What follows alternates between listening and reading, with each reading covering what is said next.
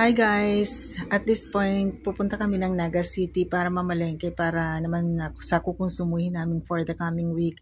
Actually, matagal na namin itong ilang days din naman namin pinagplanuhan ng anak ko na pupunta ng market pero hindi kami makapunta-punta dahil nga sa laging umuulan dito sa Kamsur, dito sa Bicol region. At sabi ko na lang sa kanya, wag masyadong magpapabilis ng takbo dahil sisilong na lang kami pagka lumakas ang ulan.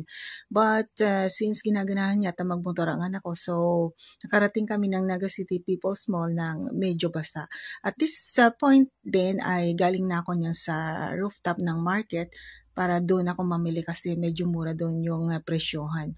And naghanap din kami ng makakainan dahil umalis kami ng bahay na hindi pa kami nagla-lunch. So tamang-tama ito, from wet market pupunta naman kami ng groceries para mag-buy ng additional na kakailanganan namin sa bahay.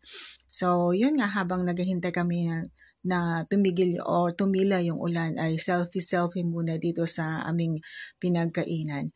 And after that, namalengke na nga kami or naggrocery na kami at masayang-masaya na naman si ako dahil meron na naman kaming kukonsumuhin para sa darating na weeks. Alam mo, yun yung na medyo pinoproblema ng may bahay, yung mga pag-grocery, isa na doon. So, that's it. Bicolano, Mauragon, Bicolana, Magayonon, Bicolano, Mabuuton, Bicolana,